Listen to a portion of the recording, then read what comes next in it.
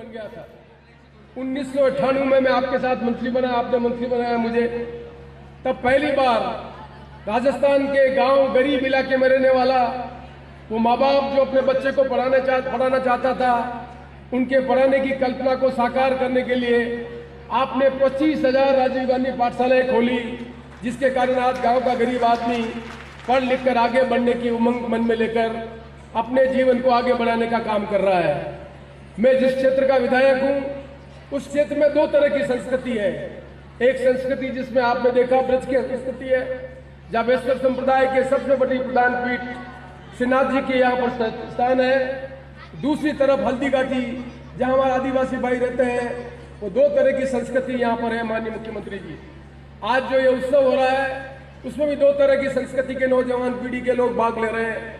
चाहे प्रतापगढ़ से आओ, डूंगरपुर से आओ, बांसवाड़ा से आओ, वो बच्चे जो आदिवासी संस्कृति में रहते हैं, जो बच्चे आदिवासी संस्कृति के साथ जीते हैं, उनको आगे बढ़ने के स्वप्न बनाने के लिए आपने मुख्यमंत्रित्व काल में जो काम किया, उसको मैं स्मरण दिलाना चाहता हूँ। चाहे राजीव गांधी पाठशाला हो, चाहे अंग्रेजी माध्यम से स्कूल खोलने के से बच्चों को अंग्रेजी माध्यम से जोड़ने का काम हो, चाहे आज आपने इन बच्चों के लिए जिंदगी में परिवर्तन करने के लिए खेल का कुंभ आयोजन करने का काम किया हो, चाहे आज आप सांस्कृतिक क्षमता को बढ़ाने के लिए सांस्कृतिक युवा समारोह कर रहे हैं, इन सबसे व्यक्ति का व्यक्तित्व का निर्माण होगा।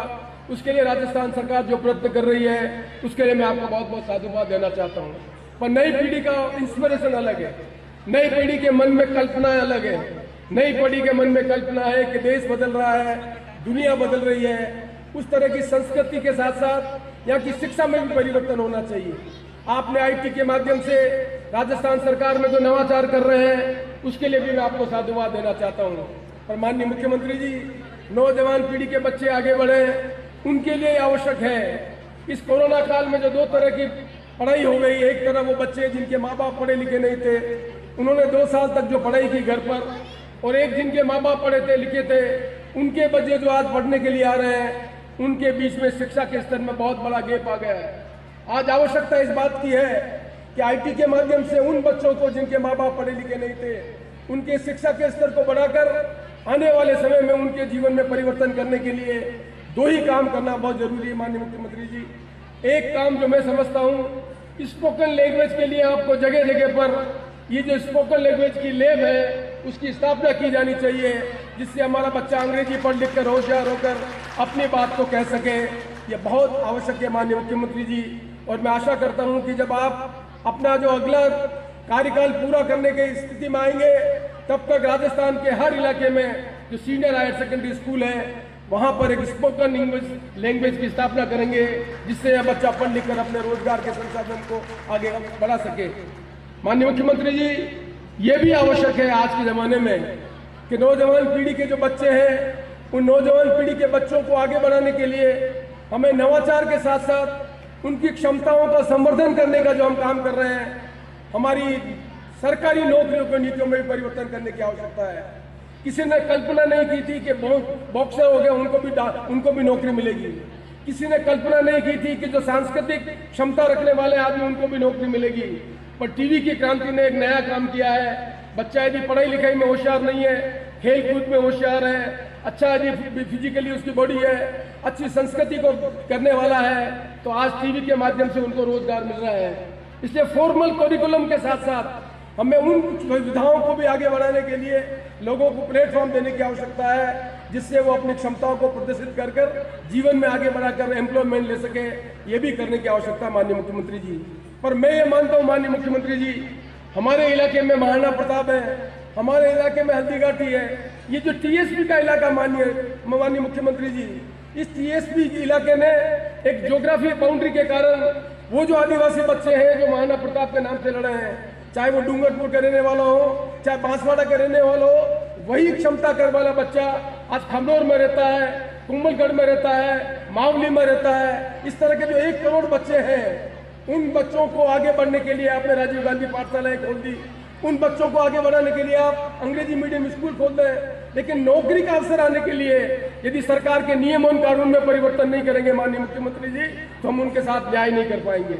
वो बच्चा जो राजीव गांधी पाठशाला में पढ़ा, वो गरीब का बच्चा, आदिवासी जो बच्चा पढ़ा, वो आदिवासी बच्चे पढ़ने वाला लड़का आज 2023 हो गया। माननीय मुख्यमंत्री जी, आपने राजीव गांधी पाठशाला 2000 शुरू में की।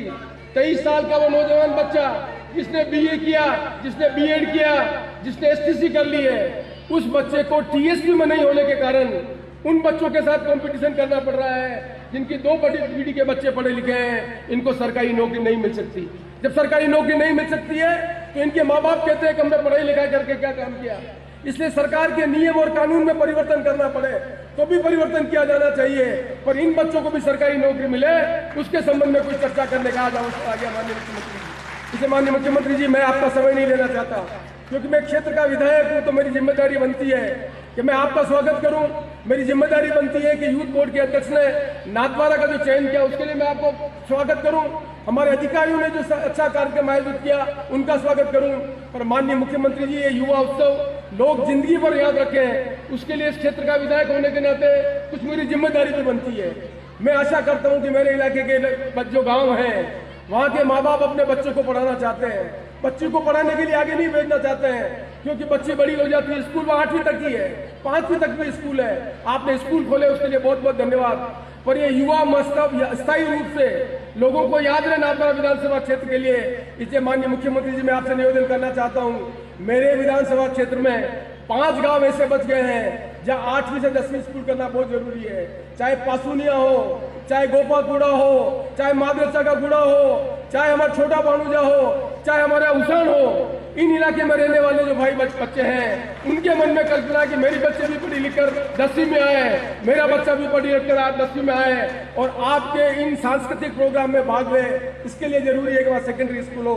तो मैं आपसे आशा करता हूँ माननीय मुख्यमंत्री जी कि आप जिन योजनाओं को लेकर जनता को राहत दे रहे हैं, इस क्षेत्र का विधायक होने के नाते इस युवा महोत्सव की स्थायी याद को करने के लिए आप 5 सेकेंडरी स्कूल घोषणा करेंगे, जिससे मैं विश्वास दिला सकूं इन 5 स्कूल के निकलने वाला आदिवासी का बच्चा, इन 5 स्कूल से निकलने वाला ओबीसी का बच्चा, इन 5 स्कूल से पढ़ने वाली बच्ची जीवन में आगे बढ़ाने के लिए याद रख सके कि अशोक गहलोत जी मुख्यमंत्री आए थे, युवा महोत्सव हुआ था, वहां सेकेंडरी स्कूल बनी थी, मुझे पढ़ने का अवसर मिला और उन क्षमताओं का उपयोग लेकर मैं जीवन में आगे बढ़ सका और बढ़ सकी। इस अवसर को स्थायी करने के लिए मैं आपसे जरूर आशा करूंगा कि ये अवसर तो नहीं है पर एक जनप्रतिनिधि का कर्तव्य होता है कि मुख्यमंत्री की उपस्थिति का लाभ लेना चाहिए। इससे लाभ लेने का मैं आपसे निवेदन करना चाहता हूं कि जब आप अपना भाषण दें तो आप जरूर घोषणा करें जिससे स्थायी याद लोगों के मन में रह सके। इन्हीं सब शब्दों के साथ मैं राजस्थान सरकार का बहुत बहुत आभार व्यक्त करता हूं कि राजस्थान सरकार जनता की हित के लिए निर्णय कर रही है, राजस्थान सरकार नौजवान पीढ़ी के लिए हित कर रही है और माननीय मुख्यमंत्री जी के मन में यह कल्पना है कि राजस्थान का जो नौजवान है वो खेल में आगे बढ़े, वो सांस्कृतिक क्षेत्र में आगे बढ़े, वो शिक्षा के क्षेत्र में आगे बढ़े। नौजवान पीढ़ी के लोगों में आपको याद दिलाना चाहता हूँ, ये माननीय मुख्यमंत्री जी थे जिन्होंने 2000 में आईटी के खोलने के संबंध में पॉलिसी को परिवर्तन किया। उस समय तक राजस्थान में केवल मात्र 750 लड़के लोग कंप्यूटर में एजुकेशन ले रहे थे, जब हिंदुस्तान में 1980 में बेंगलोर में